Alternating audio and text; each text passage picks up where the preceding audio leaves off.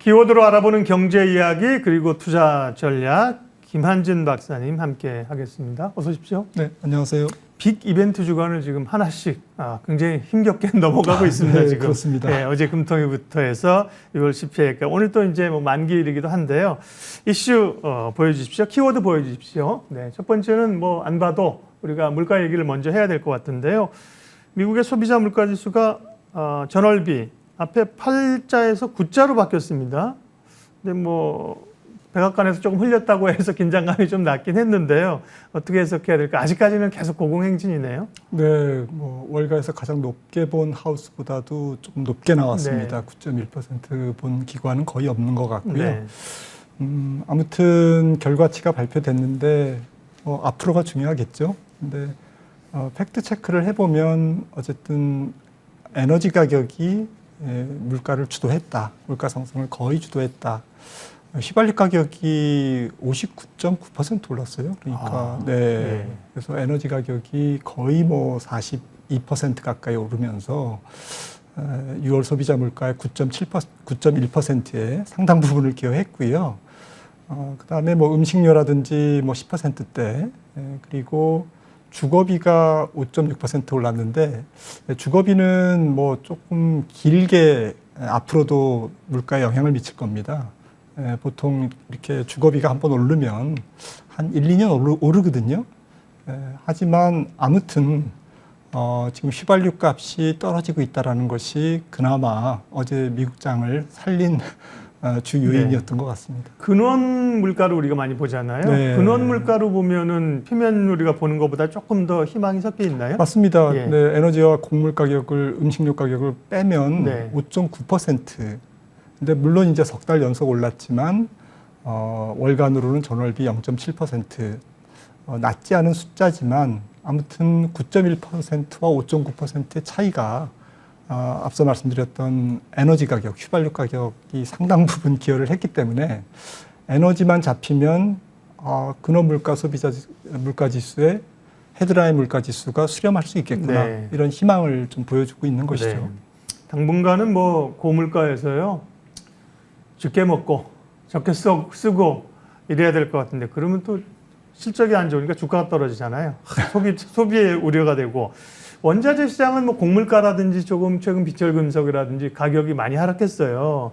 그런 것들이 물가에 좀 추가적으로 반영이 될까요? 근데 결국 핵심은 또 말씀하신 것처럼 유가가 문제이기 때문에 반영도가 결국은 유가가 떨어져야 반영이 되겠군요. 네, 맞습니다. 근데 다행히 뭐 지금 미국의 휘발유 가격, 미국의 물가 지수에 영향을 미치는 휘발유 가격은 지난달 6월 중순을 기점으로 해서 $5 이상에서 움직였다가 지금 뭐 4.6달러 갤런당 네. 이렇게 많이 떨어져서 평균 유가를 봐도 한 10% 정도 이렇게 떨어져 있거든요, 내외로. 그러면 7월 달 물가는 좀 확실하게 지금 9.1%에서 다시 8%대 후반으로 조금 큰 폭으로 떨어지지 않을까. 원자재 가격이 하락 추세이기 때문에 우크라이나 전쟁과 좀 러시아와 관련이 없는 목재라든지 또 구리라든지 이런 알루미늄 이런 전반적인 원자재 가격이 지금 상당 부분 떨어져 있기 때문에 이 부분은 7월 물가를 굉장히 낮추는데 저는 기여를 할 거라고 생각을 합니다. 네. 어쨌든 물가가 생각보다 높게 나왔기 때문에 미국 연준의 FOMC 회의에서의 통화 정책도 기존대로 빠르게 갈 것 같다. 네. 지금 이제 이달에 넘어야 될 굵직한 산들 몇 개 넘었는데 큰 산이 지금 이제 FOMC가 있지 않습니까? 지금으로서는 75bp 인상이 유력하다. 이 정도로 보면 되겠죠?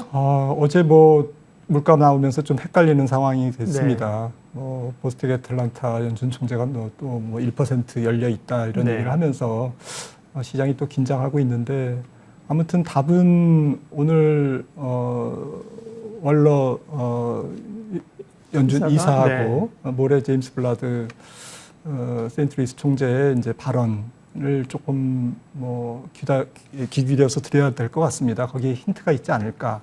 그런데 지금 백악관에서도 뭐 이번 물가 지수가 조금 구닥다리라고 얘기를 했지만 나름 뭐 일리는 있는 거거든요. 그러니까 물가가 지금 9.1%보다 앞으로 더 올라가는 것은 아니기 때문에 일단 7, 8월 지금 유가가 좀 변수이긴 하더라도 그렇다면 75bp 인상이 저는 조금 유력하지 않을까. 지금 선물 시장에서는 뭐 100bp에 82%의 확률을 베팅하고 있습니다만은 그럼에도 불구하고 좀 0.75가 좀 더 유력하지 않을까 이렇게 생각을 하고 어제 월스트리트저널에 이제 기자가 조금 흘렸습니다. 그래서 연준의 의도가 조금 담긴 건지 뭐 좀 봐야 될 것 같습니다. 뭐라고 올렸는데요? 네. 0.75, 0.75 올릴 것 같다. 네. 그 기자가 또 월가를 잘 대변한다는 그 기자님. 네,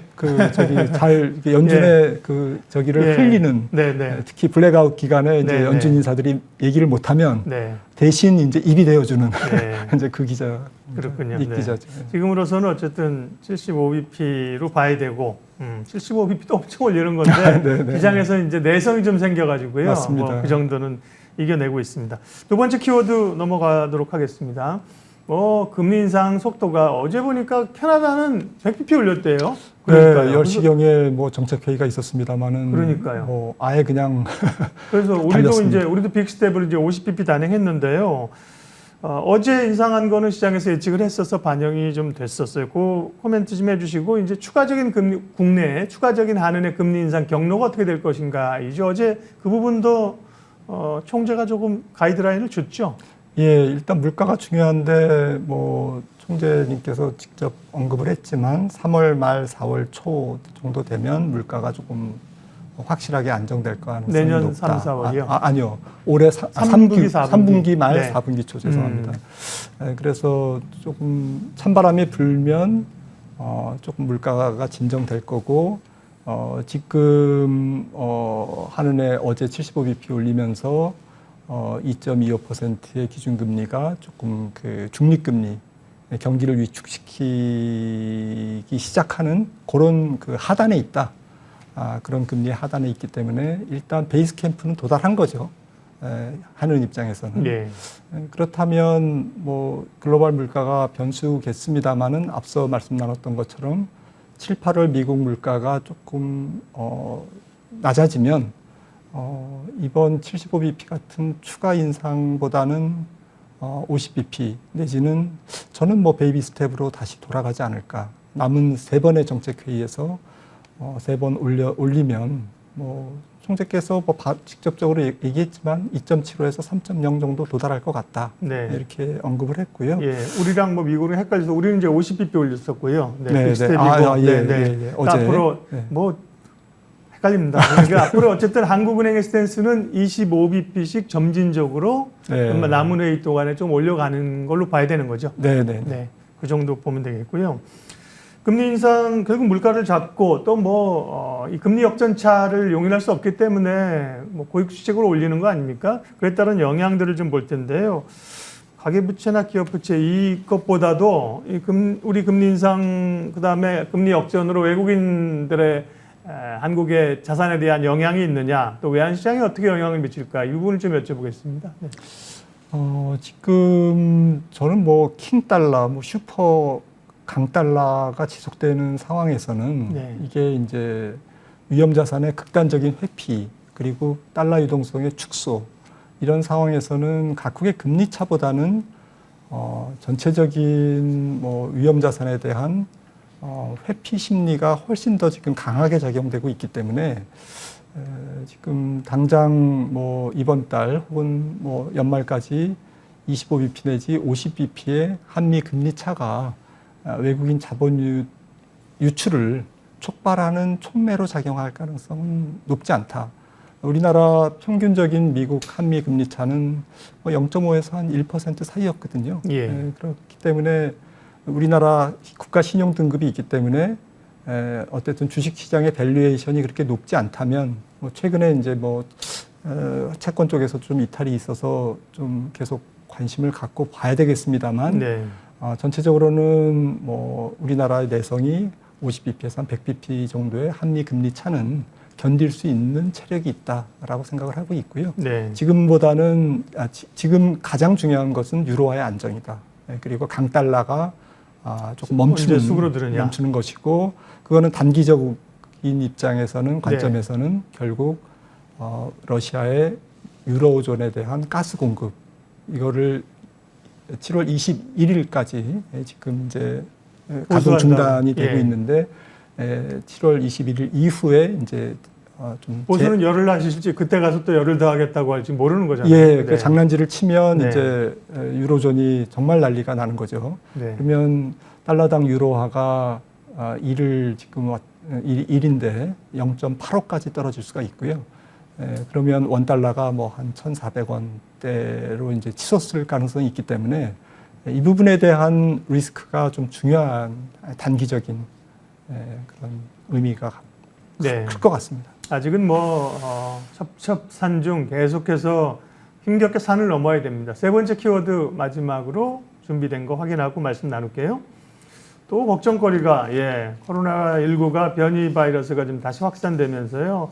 다시 한번 경제 직격탄이 될 것인가. 이전처럼 봉쇄로 들어가기는 우리도 어렵겠죠. 그러나 어쨌든 간에 다시 코로나가 확산되면 경제 타격은 있을 수밖에 없습니다. 영향을 어느 정도 보세요? 가장 걱정되는 것은 지금 금리를 인상한 상태고 또 앞으로도 추가 인상이 예정돼 있기 때문에 자영업자, 영세 상공인들 그리고 중소기업, 한계기업 좀 취약계층의 좀 부채 텐트럼, 좀 그 신용이 꼬이는 거죠. 빚을 못 갚고. 그러면서 전체적으로 소비 심리가 가뜩이나 어려운 소비 심리가 더 냉각되는. 물가가 여전히 높기 때문에 실질 소득이 지금 마이너스지 않습니까? 그런 상태에서 금리도 뛰고 이자 비용이 올라가면서 대출 상환에 어려움을 겪는다면 전체적으로 코로나가 다시 조금 확진자가 늘면 아무래도 그런 심리, 고금리, 고물가 상황에서 소비 심리 냉각이 가장 큰 그런 문제가 될 것 같습니다. 아무래도 실질적인 문제는 코로나가 확산되면 공급 차질에 따른 물가 상승 요인보다는 수요 둔화에 따른 물가 안정 요인이 있기 때문에 인플레이션 측면에서는 좀 중립적이다 이렇게 볼 수 있겠습니다. 네, 소비를 위축시킬 가능성이 높고요. 그러다 보니까 이제 또 은행의 건전성 이런 것 때문에 최근에 이제 은행주들이 좀 늘려 있는 이유기도 합니다. 코로나는 우리뿐만의 문제는 아니고요. 글로벌한 이슈잖아요. 같이 확산되면 또 나타날 수 있는 문제는 뭘까요? 지난번엔 공급망 이슈가 불거지면서 대단히 어려웠었잖아요. 글로벌 영향은요? 글로벌 영향은 지금 정책 수단이 고갈돼 있는 상태에서 소진돼 있는 상태에서 만약에 코로나가 정말 팬데믹 수준으로 급속하게 다시 재확산된다면 국채 금리가 올라갈 가능성이 있습니다. 재정 정책으로 이 팬데믹을 대응할 수밖에 없기 때문에 국채 발행이 증가하고 인플레이션율은 앞서 떨어질 거라고는 말씀드렸지만 연말에 미국 소비자 물가가 7%대 초반 정도로 아주 천천히 떨어질 가능성이 높기 때문에 여전히 고물가거든요. 그런 상태에서 국가 부채가 증가하고 국채 발행 비용이 계속 증가하는 것이죠. 그러면서 신용이 취약한 국가들이 도미노식으로 신용 등급, 국가 신용 등 강등이 있을 거고 그렇다 보면 또 민간 부분에서도 회사채 발행이 좀 어려워지는 그런 그 신용 텐트럼이 신용 발작 현상이 확산되면서 재정 적자 발, 국채 금리 상승 이런 쪽으로 악순환이 예상되기 때문에 정말 안 왔으면 좋겠습니다. 키워드 오늘도 살펴봤는데요. 죄다 부담스러운 얘기들입니다. 긍정적인 거 마지막으로 좀 찾아볼 거 없을까요? 중국도 다시 또 코로나 확산이 된다고 하고 기업 실적 안 좋을 거고 뭐가 좀 있을까요? 긍정적인 정책 기대감 이런 거?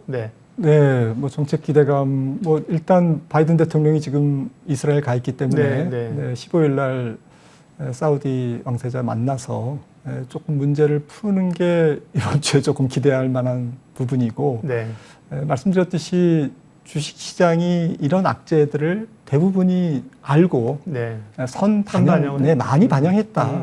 지금 이걸 공포스럽게 물론 이제 팩트를 정확하게 직시해야 되겠지만 그렇다고 이 모든 악재가 주가에 아직 이제부터 반영되냐? 그건 아니다. 상당 부분 반영돼 있기 때문에 조금 팩트를 체크한다는 측면에서 말씀드린 겁니다. 우리 PD님이 부담스러운 키워드만 뽑아주셔가지고요. 사실 팩트가 그렇지만 또 좀 돌파구가 있을지에 대해서도 마지막으로 좀 여쭤봤습니다. 키워드를 알아보는 경제 이야기 김한진 박사님 함께했습니다. 고맙습니다.